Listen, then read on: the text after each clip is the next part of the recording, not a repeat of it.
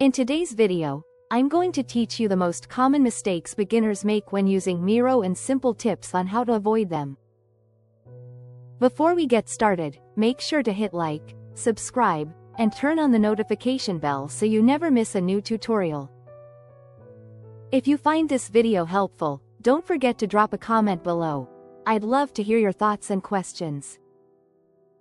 Let's start with the biggest mindset shift. Miro isn't a small whiteboard. It's an infinite canvas. New users often cram everything into one corner, worried about space or clutter. Instead, zoom in and out and pan around freely to spread your ideas out. Don't hesitate to build sprawling diagrams that breathe. To keep that creative sprawl organized, use frames with the F shortcut. Think of frames as pages or slides that live on the same giant board, giving you structure without boxing you in.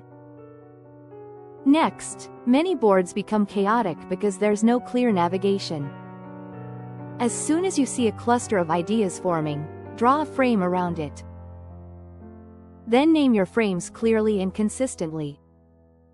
Open the Frames panel at the bottom right, or press M, and use it like a table of contents. Titles such as 1. Agenda, 2. Brainstorming, and 3. Action items make it effortless to move through content and present professionally. Another big-time sink is arranging sticky notes one by one. Let Miro do the heavy lifting. Select a messy group, and look for the small layout icon with 4 dots in the context menu. Click it to instantly tidy everything into a grid or stack. While you're at it, use alignment and spacing tools from the same menu when multiple objects are selected. You'll get clean, consistent layouts in seconds. If you're clicking the toolbar for every action, you're slowing yourself down. Learn a few core shortcuts and your flow will improve immediately. V switches to select. H activates the hand tool so you can pan, N creates a sticky note, and holding Alt or Option while you drag duplicates items quickly. These small habits add up during long working sessions. During collaborative workshops, chaos often comes from unlocked templates. Before inviting others in, right-click your static elements, titles, instructions, and background shapes, and choose Lock. For anything critical, use Protected Lock so only you, as the owner, can unlock it.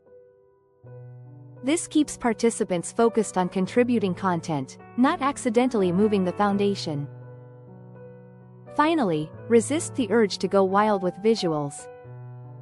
Too many fonts, colors, and line styles create noise. Instead, apply simple, consistent rules. Use color with intention, one color for risks, another for ideas, and keep font sizes and styles uniform for similar content.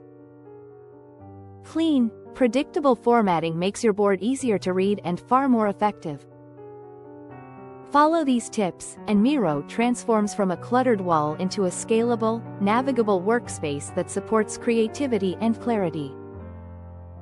If this tutorial helped you, give the video a thumbs up and share it with someone who might need it. Don't forget to subscribe for more productivity tips and Notion tutorials. Thanks for watching, and I'll see you in the next one.